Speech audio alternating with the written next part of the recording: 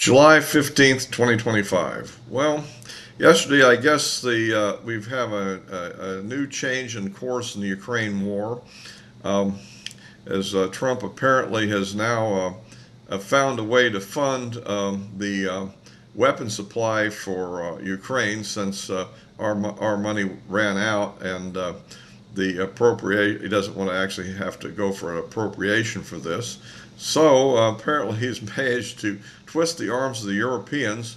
So the Europeans are going to pay for it, I guess. So what that comes down to is that we'll have apparently they are going to buy weapons out of our inventory, which means we're going to strip the weapons stocks from the United States military, which are probably running a little low with all the engagements we've had recently in the Middle East and all the material we'd already sent to Ukraine over the past 3.5 years or thereabouts. So, but nonetheless, we're going to do it, and presumably the payment that we get will be to place orders for replacements, which will be made over the next few years. So this stuff isn't made overnight. And particularly, I guess we're talking about more Patriot batteries and probably some offensive weapons, ATACMS missiles, certainly HIMARS, I'm sure, and who knows what else. And so that's going to happen, I guess, now. And also, the clock countdown has been started, a 50-day countdown to when Trump is going to impose 100% tariffs, so-called secondary tariffs, on those that buy oil and maybe other items from Russia. That particularly China and India, that means you. A little bit for Turkey and I don't know, Hungary and I don't know who else. So at any rate, that's the plan. And as we found out, Iran fan with his 60-day time frame, well, it's probably not a bluff. So there we go.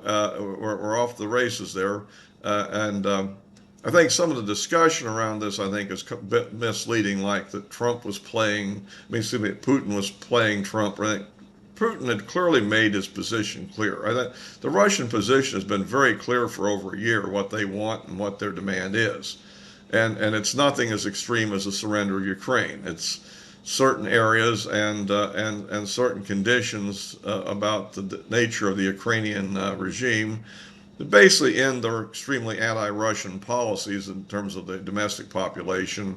And there are other things. I think that there was actually potential flexibility in the Russian position if, in fact, Ukraine had shown any flexibility. I would critique the Russians for having made a mistake, however, in the way they handled it. I mean, things along the lines of which Trump was mentioning, that he would have a nice phone call and then the very next night there'd be a barrage of Russian attacks on Ukraine.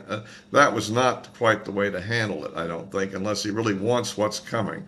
But at any rate, it's on the way and we'll see what happens. And there's a lot to that. The big issue, I think, is this is also at the same time, we'll have to remember, a direct attack on BRICS, which is this alternative group of people originally created by Russia, China, India, and Brazil, but then now other countries are involved, such as South Africa and so forth, a bunch of others. Then there's some junior partner members, which probably can't stand firm at all. I mean, I can't believe Egypt could even hope to. For instance, they're so dependent on the U.S. for military aid and so forth. But at any rate, that's coming. And the real question there, of course, is how will they react to 100% tariffs? I mean, after all, Brazil's already been threatened with 50% tariffs for pursuing legal action against the former president. So, which, I mean, I'm sympathetic to the former president, but I mean, I understand that we're going into this with Brazil actually has a positive trade relationship with the U.S. That is, they're buying more from us than we're buying from them. So anyway, at least I've heard that. I haven't checked. I haven't really gone and checked the numbers, but whichever, doesn't really matter. And so, I mean, 50% more for buying oil from Russia. I don't know. Is that a showstopper? It is a big issue. Remember, China and then the Senate, Congress has got some absurd bill with a 500% tariffs, which 100% is all you need. I mean, as you know, that when they put about 100 and some percent tariff on China, all the trade ended for what 2 or 3 weeks there until they got together, and I think it was in Switzerland, negotiated a deal at 30%. So it's an interesting question then is, of course, how will these countries react to it? Will they yield or will they stand firm? And that we don't know. I would tend to think that, for instance, India, I tend to think would yield, just a guess. China, I'm not as sure about, and I'll explain why on that a little bit down the road. And then so that's kind of it. What if they do yield though? What will happen is clearly that means these countries, China, India, and others, will have to go into the world oil market, probably meaning mainly the Middle East, and start bidding up the price of oil, which will definitely adversely affect Europe and maybe even us to some degree because of the international trade in oil. We'll see a spike in oil prices, I think, in that case, which will be the effect if it actually happens. And I think to some degree that's one of the reasons why there's a 50-day period, why it isn't happening immediately, is I don't think Trump necessarily really wants to do this, but to some degree he's being pressured into it. By the way, if you like these videos, please give me a like, subscribe, and click the bell for notifications. Or you can also follow me on Rumble with the address in the description below. So, yeah, and then what I think about that is, remember, he's pretty much negotiated a trade deal or close to one on China and on India, you know, and now this would potentially, if this is imposed, would maybe blow that up immediately. If you can see, because I mean, particularly on China, what I'm arguing here is that China and Russia are somewhat in league. India, I think, has traditionally bought weapons from Russia, and so they have a kind of a favorable relationship, but I don't think they're necessarily exactly allied in the conquest of Ukraine, so to speak. From China's point of view, I think what they're thinking strategically would be, to the degree to which they can get us to put our weapons into Ukraine, to the degree we commit ourselves to that, they'll have less capability to defend Taiwan, which of course is their objective. So the idea is to get us tied down in supporting Ukraine, and then maybe make their move on Taiwan, if they're ever going to do it. And that's another question. Are they really planning on doing it, or has that just been a propaganda thing for the home morale, and they're really not serious about it, which is a possibility. I mean, after all, every military sort of has to have its training objective of who its enemy really is. But to actually pull the trigger on that's a whole different game, if you could say. I mean, to give you a historical example, I think in the 1920s and 30s, our planning objective was actually the British Navy for the Navy, U.S. Navy, because it was the strongest Navy we could possibly challenge us. So, you know, even though I don't think we were serious about it in the sense we ever thought that would really happen. And I think that could be the same thing here, although we don't know. I'm digressing a bit here from the Ukraine thing, but I would point out this, that if they're going to go against Taiwan, there's no better time than about as soon as possible, because we're going to get stronger over the next 5 and 10 years. There's no doubt about it. We have advanced weapon systems under development that are not yet in the inventory yet that will change a lot of things. You know, we for instance, hypersonic missiles under development, not in the inventory. The F-47 fighter plane that's been discussed, starting development, not in the inventory. The AIM-260 air-to-air missile, which could counter their long-range PL-15 missile. Yes, but under development, maybe slowly entering the inventory, but it's not in quantity yet. Just going through the things, B-21 bomber, under development, not in the inventory yet.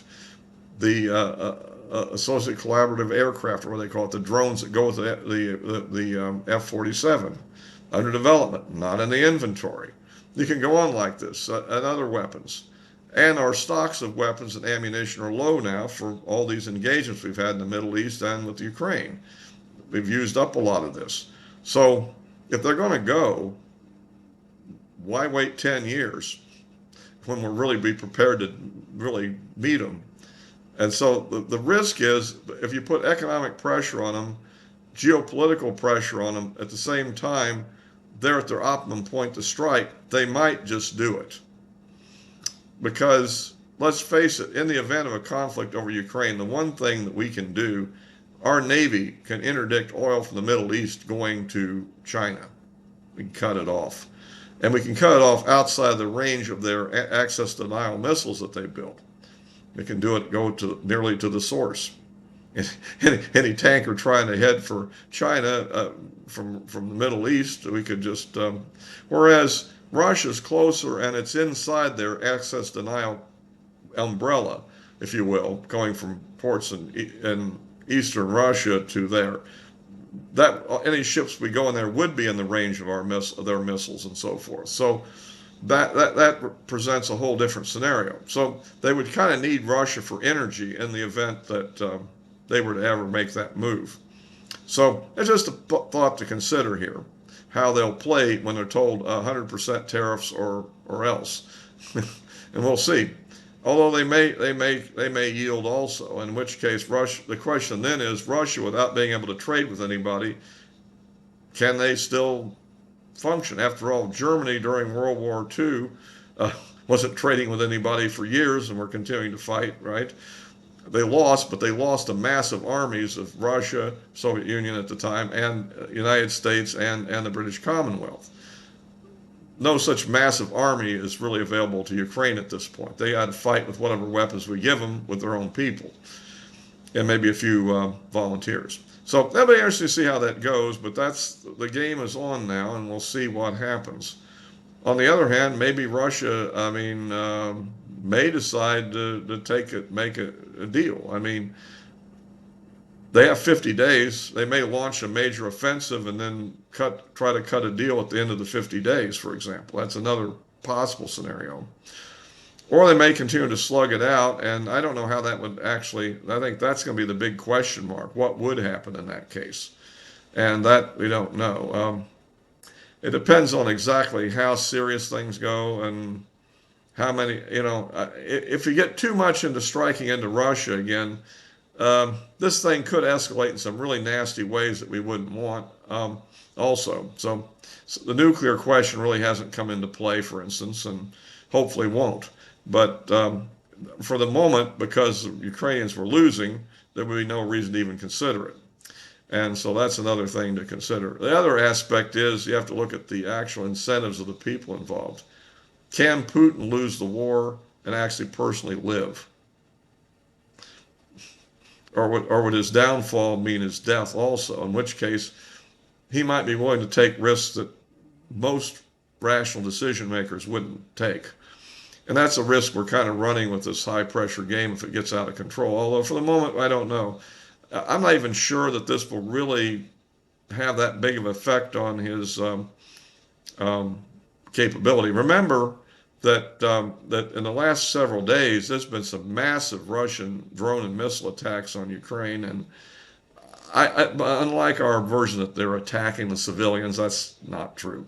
Yes, civilians get hit because it's what's called collateral damage. I mean, when you shoot down an inbound missile or a drone, it's going to fall somewhere, and usually it's not on the intended target. And the other thing is there's just people around. A lot of the things that are being hit are obviously warehouses where probably weapons are either stored or suspected of being stored, manufacturing shops where the drones that they're attacking Russia with are being manufactured, and other things of that sort. And they have their own internal munitions industry of a sort too. They have some anti-tank missiles they make. I'm sure they make a certain amount of artillery rounds domestically, the Ukrainians, that is. So, at any rate, that's kind of the way it's going. So we'll have to see where that goes. But I think another thing that's going on here, I'll finish it. My opinion is, to a great extent, Trump's hand is being forced by the Congress, who's threatening to pass a bill of themselves. And I think Trump may be trying to head that off by going on his own initiative now. And because, like I said, this sort of thing could definitely mess up the trade deals he's trying to work out with China and India, for instance, and some other. I think those are the two countries that really could mess up the trade deal, and so how that plays out is something else to watch. So, at any rate, that's about it for now. But I think that's a development that I think has been brewing for some time. I've been discussing previously the possibility of this kind of thing, and so we'll just have to see where it ends up here. For the moment, though, it looks like Ukraine is actually losing, and although the movements on the ground are not rapid, um, and I don't know whether there's a possibility that things speed up or not. That's what weapons they have and what impact they'll have is another issue. My own opinion is that we probably don't have enough Patriot systems to really protect Ukraine anyhow from the missile and drone attacks that they're, you know, receiving. Because after all, these drones that were basically of Iranian design that Russia's now manufacturing themselves. I mean, these are relatively cheap and probably far less expensive than a single Patriot interceptor missile. So, so that's a thing to consider in that whole balance of power. So that's about it for now. I just got to wrap this up, but I had to make a few comments on this. But I think to some degree, Trump is sort of being maneuvered into this as much by Congress as he is at frustration with Putin. Because to some degree, I don't know. I mean, he keeps going, it's not my war. So remember all this talk about just walking away? Well, one reason he might not have walked away was, well, Congress was going to take charge of the situation and with enough votes to overwhelm his veto if he were to veto it, and he wouldn't want to be in the position of vetoing, which would be bad for him politically. So that's kind of, I think that may be as much as anything else going on in this. So that's all for this time. I'll be posting this on YouTube and Rumble as always, and the address of my social media accounts are in the description below. I post most frequently on X on small comments between videos. So all for now.